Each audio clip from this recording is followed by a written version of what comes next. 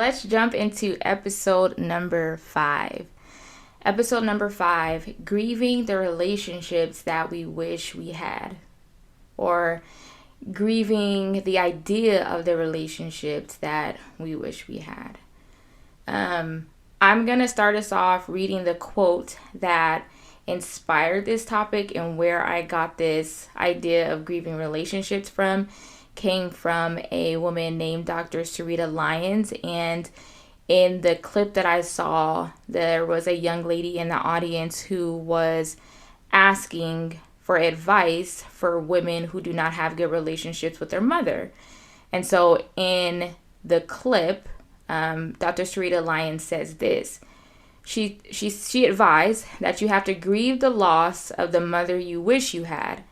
And in some ways, many of us have to have a homegoing celebration or a funeral in our own hearts and mind for the fantasy mom that I have to bury because she does not exist.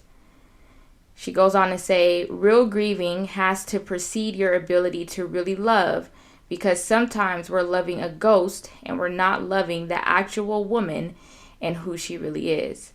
And though her focus in this particular quote was on the relationship between mother and daughter, this can be applied to father and son, or sister and brother, brother and brother, sister and sister, or even to friends, right? You can insert there that you have to have a funeral or a homegoing service in your heart or mind for the fantasy dad or the fantasy sister, right? Because that person does not exist, and that you have to realize that who you're trying to love or who you're trying to build a relationship with from what you've anticipated or expected in your mind does not exist, and that you miss the actual person who they really are in front of you. This was a mind-blowing moment for me. I was just watching the clip as it popped up on my Instagram feed and just kind of playing in the background. But when she said that you have to grieve those relationships, I was like, grieve the relationship? Like, what? Grieve the relationship? What does she mean? It was a moment where I didn't fully understand what she was saying, but somehow it felt like that's what's for me. I hope I'm explaining it that way.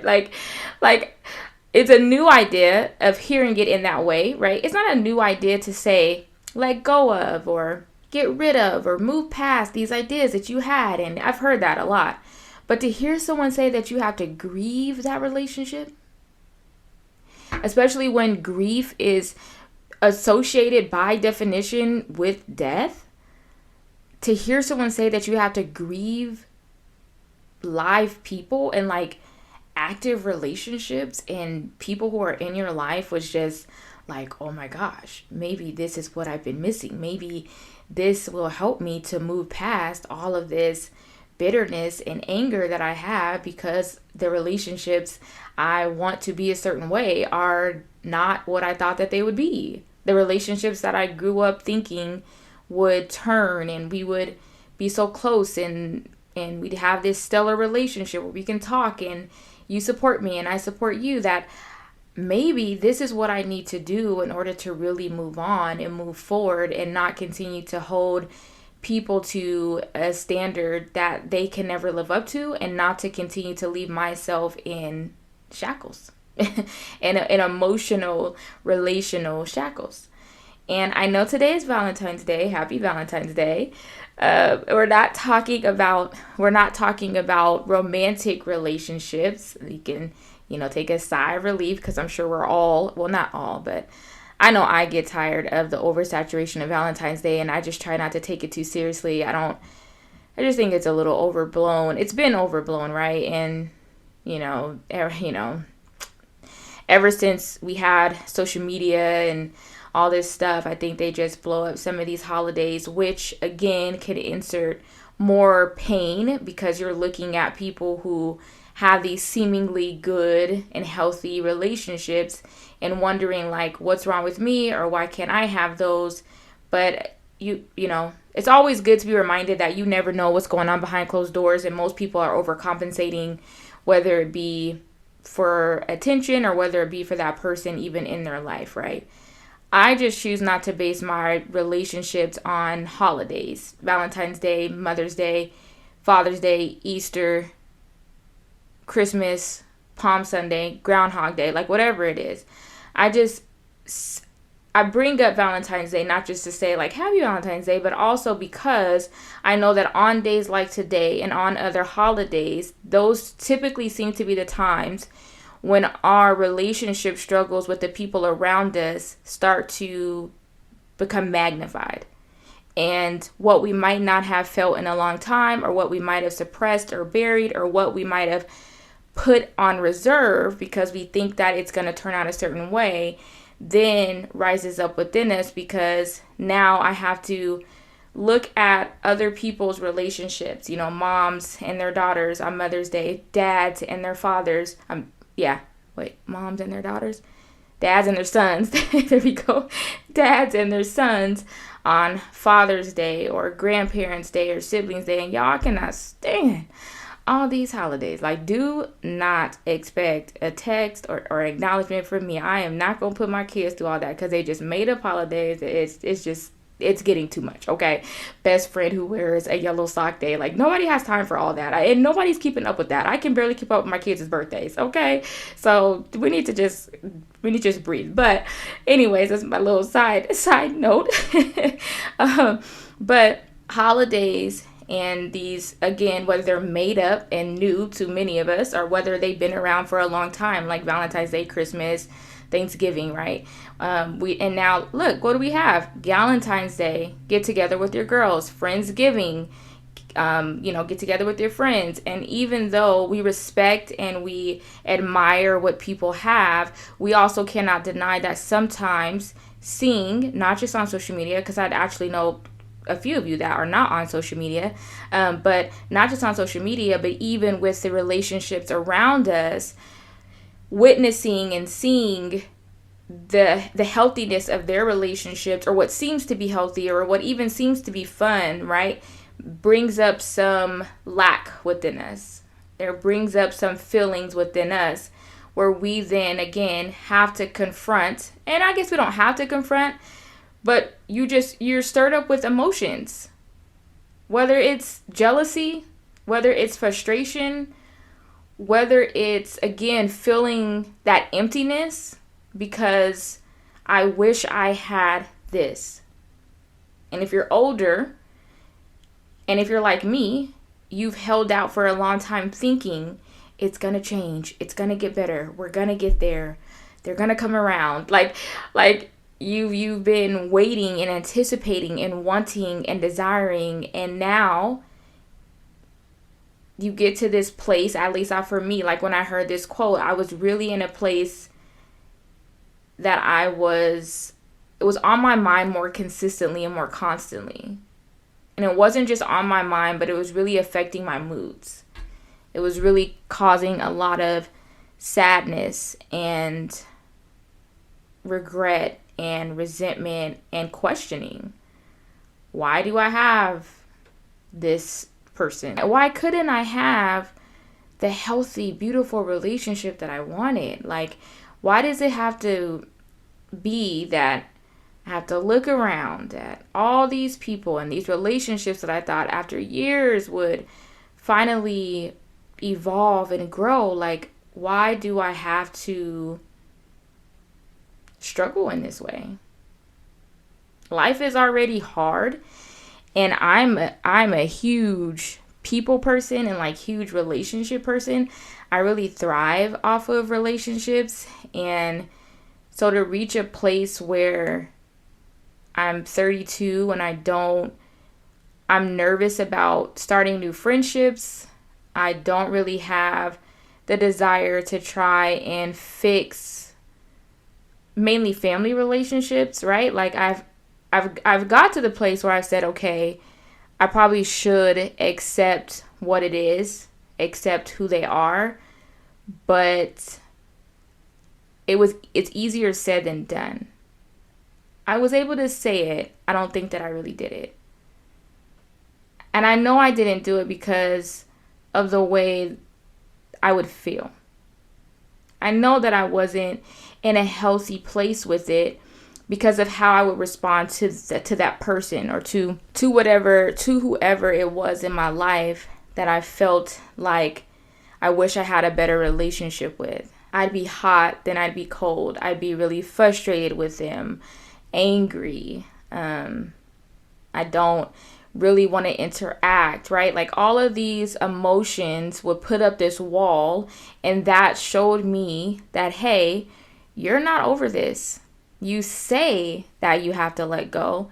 You said that you need to accept who they are. You said that you need to accept that you can't choose a different parent, or you can't choose a different sibling, or you can't choose a different, family member, or whatever, right? Like, you say these things, but then your feelings, even sometimes sporadically and not on a holiday, just on a regular old Tuesday at 2 p.m, a memory, a thought, right? Something comes up and you realize, man, I am still hurting so much. It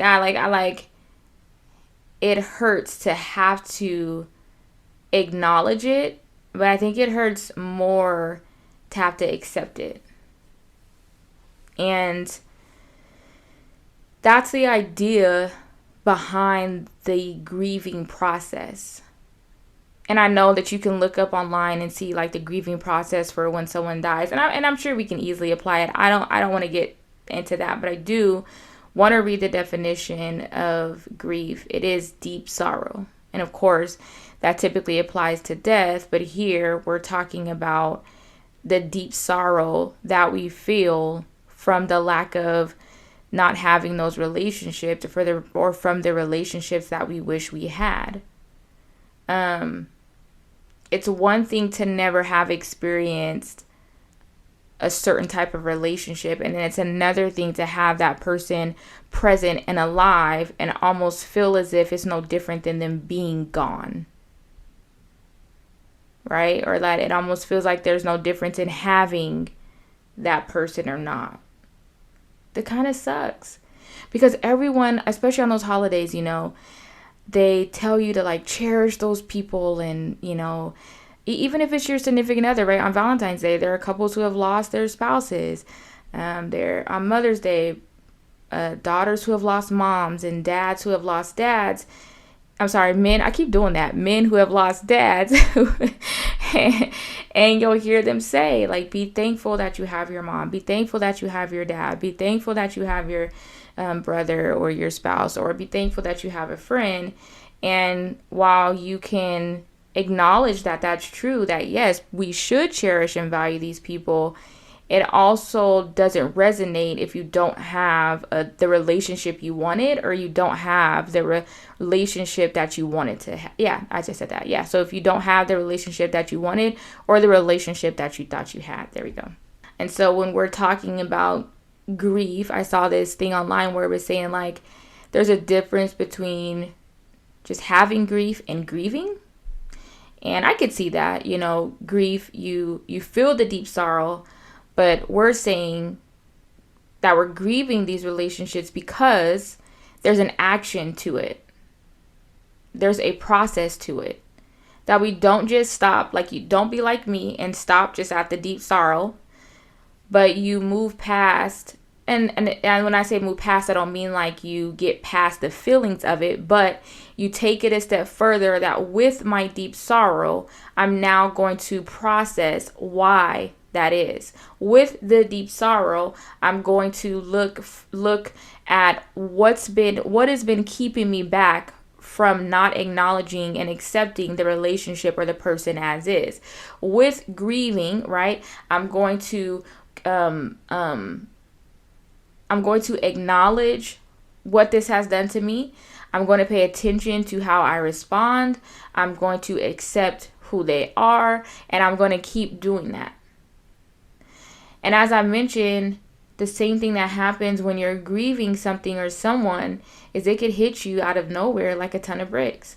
My grandpa died a few years ago, and it took a long time for it, and still it happens, but it took a long time for every little thing not to be a reminder of him. And even now, I'll smell something, or like we went to the Pike Place Market in Seattle, and they had these honey sticks, and instant memory came back.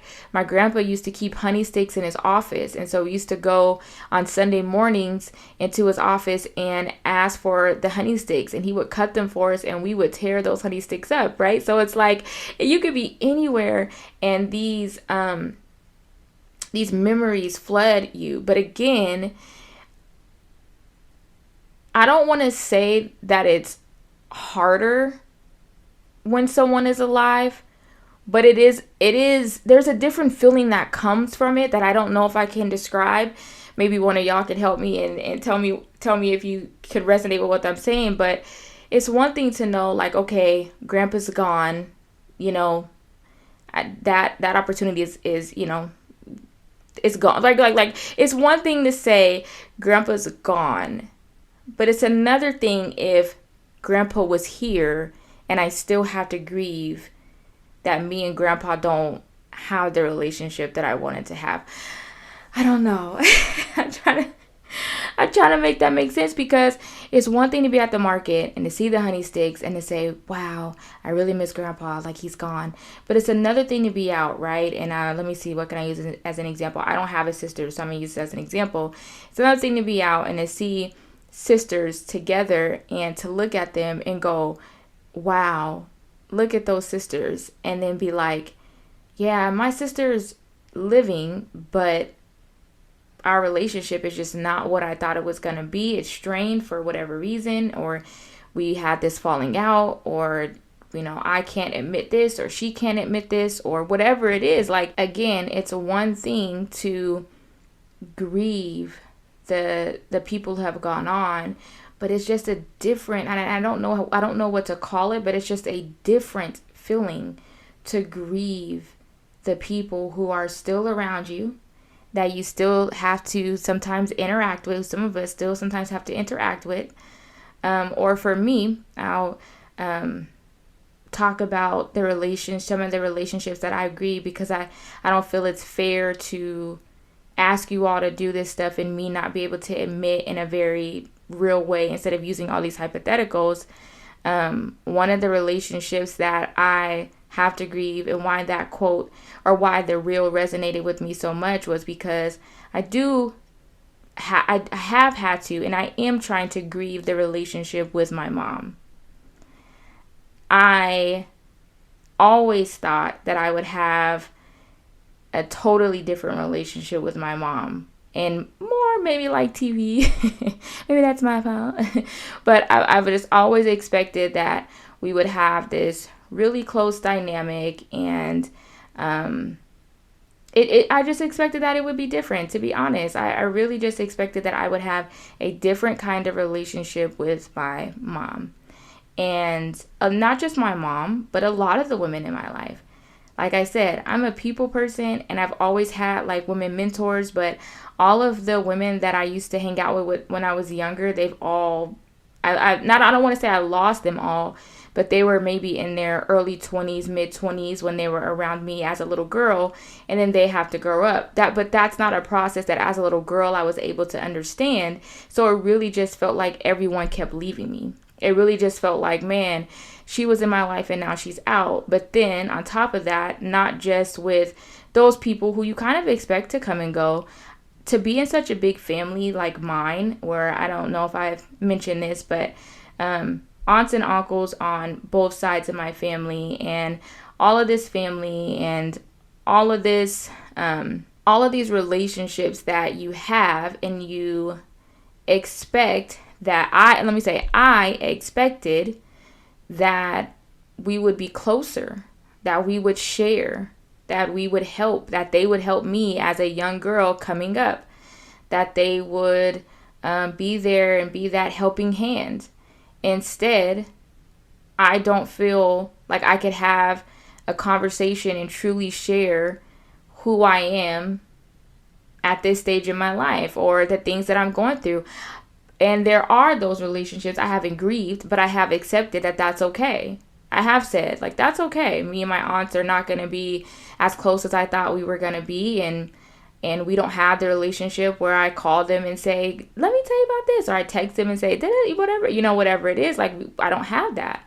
That's okay. I've accepted that. But when it comes to a relationship like the one with my mom, I've really been holding out for years to have this kind of like close-knit relationship where I'm able to tell you about all the girl things, and we, talk about, whatever. I'm a girly girl, and I am, so we talk about and obviously not now because I'm married, but back in the day, like, we talk about the guys, and we talk about dating, and we talk about the do's and the don'ts, and just, all of these things. But that wasn't the case.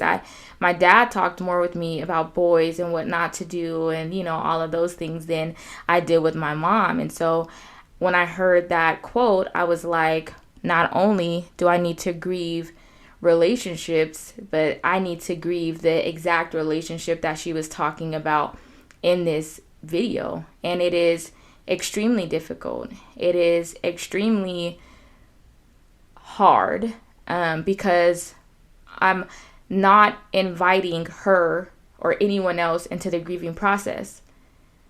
I'm not going to have a conversation to sit down with them and say, I'm going to grieve our relationship now.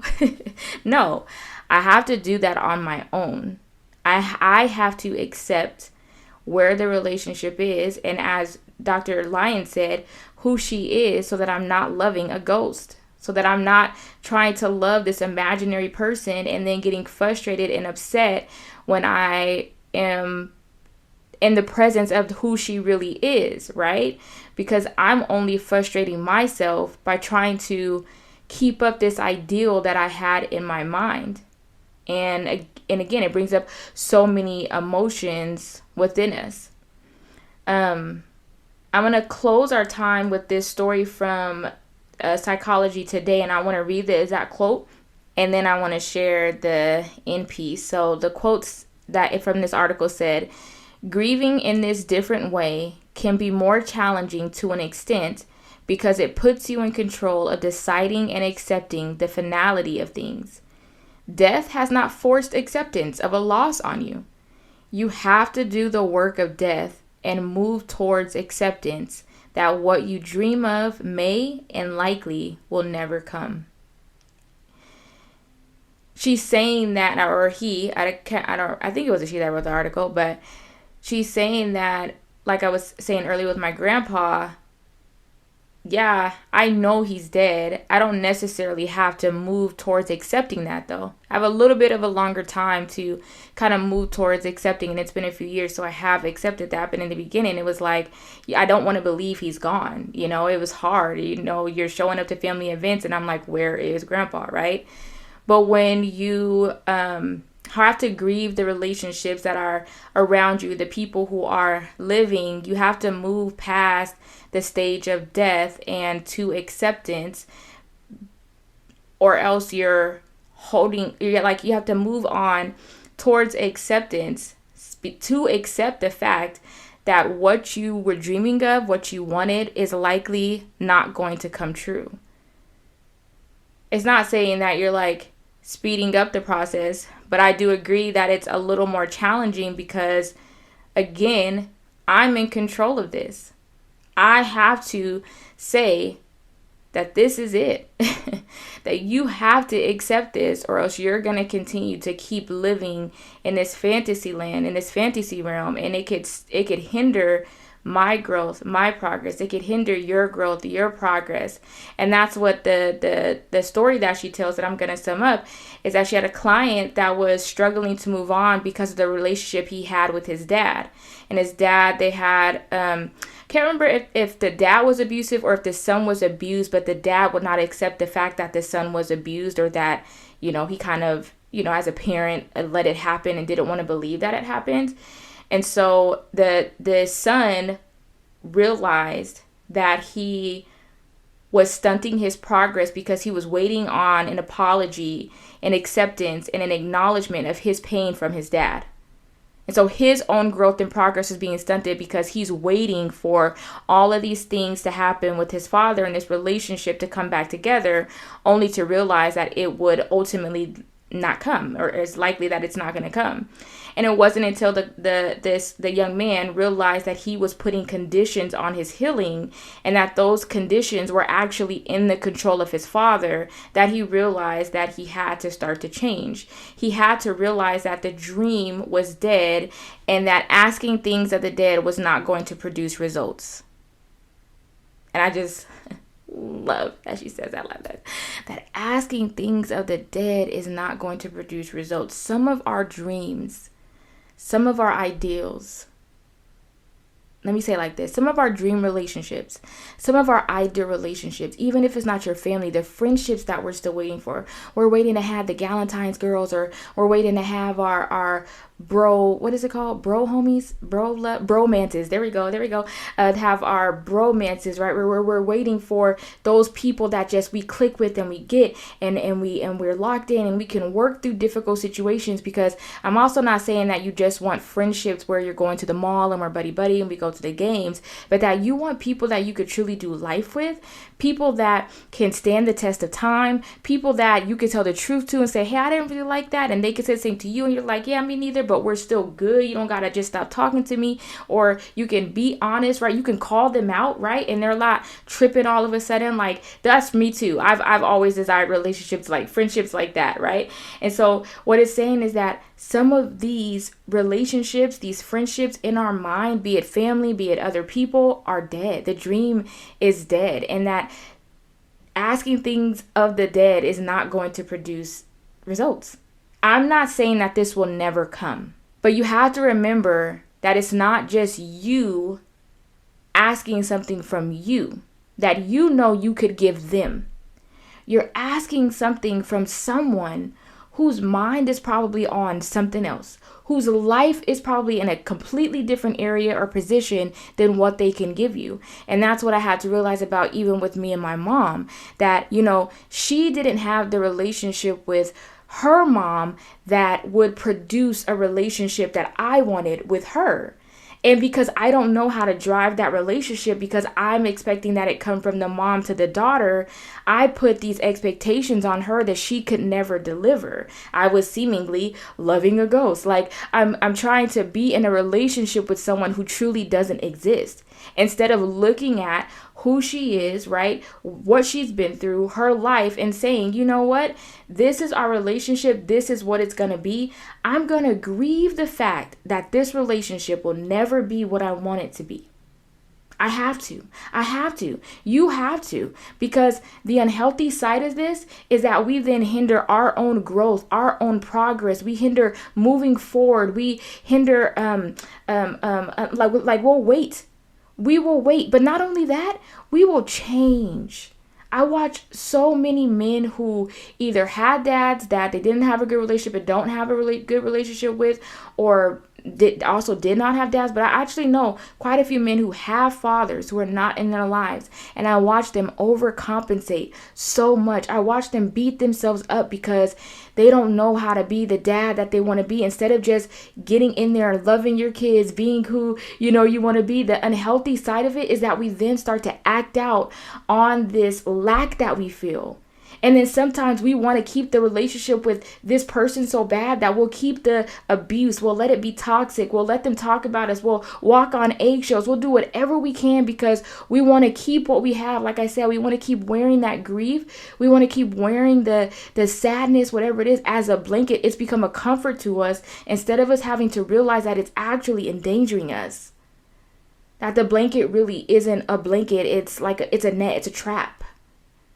That I'm keeping myself trapped in an emotional bondage and an emotional turmoil because I cannot let go of the idea of the relationship that I wanted. We will come back to talk about this more. This won't be our last time, but I wanted to at least introduce this and at least give something different on Valentine's Day. Like I said, like talk about relationships, but I don't want to talk about romantic relationships or give you guys 10 Valentine's Day tips or even talk about marriage. But I do want us to know that relationships, this is important because relationships play a huge role in all of our lives. And I do stand by the fact that having healthy relationships is really important, and that people should choose people over some of their hobbies or over some of these dreams or these goals that they have. That having a healthy relationship with your mom and your dad or your siblings or whoever it may be, having healthy friendships is so vital to our living. It's so vital to the things that we do, because you get to learn from other people. You get to spend time from other people. Like, life is more than just making money and going out and partying all the time. Like, life is more than just the shallow things, that we can have a life where we're growing, but not just by ourselves, that we're growing with other people, that we get to be on this journey together. But also on this soul journey, there has to come an acknowledgement that some of us may end up alone for a while, because not everyone around us and not all of the relationships around us are conducive to growth.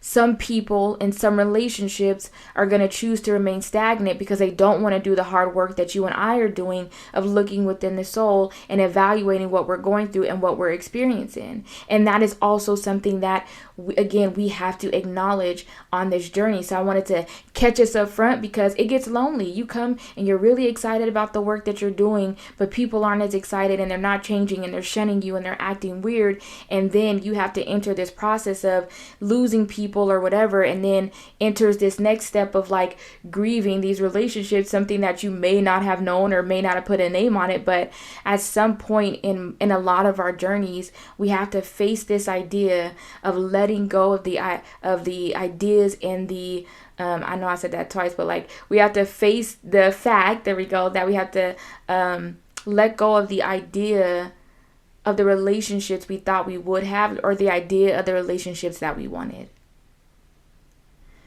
I'd love to hear your thoughts and your feedback on this. What do you think about it?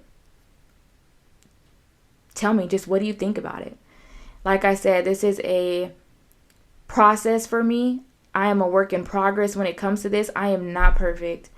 I'm struggling as we speak, because it's very hard to have to let go of that grief. It's really hard to have to let go of the fantasy, because I'm naturally optimistic and I want these relationships so bad, and I want those people to be healthy, and I want them to be on this journey, and I want to have someone to laugh with and kiki with and be able to tell my struggles with, but then also have fun with, like, and not having that just makes you feel like you're lacking something. It makes you feel there's an emptiness inside. But I don't want to feel empty forever. That's why I'd rather confront this now and deal with it. I don't want to feel empty forever, and I don't want to neglect the people that I do have, my husband, my children, right? I don't want to neglect the relationships that I can build from. I don't want to miss what's in front of me because I'm looking at what I don't have. I don't even want to continue to sabotage or put people in a place that they can't be, or put expectations on people, that the things that they can never give me, to the point where I treat them so bad because they're not who I want them to be. I just don't want to keep making those mistakes and living in that way. So I'd rather confront it now. But it's hard. It is hard. But as I always say, I'm here with y'all. I want to hear you guys' thoughts on this. I hope you do have a happy Valentine's Day. Do something nice for yourself. Get you some chocolate, a donut, whatever it is that you like. And if it's hard for you, stay off of social media. Don't watch the movies. Love on yourself, and just know that, like, life is more than these holidays. Life is more than Valentine's Day. And a lot of these couples that you see posting all these pictures ain't really happy. Okay. So just love on yourself. Have a good day, and let me know what you think about this. And until next time, let's keep doing the work, y'all, to renovate the soul.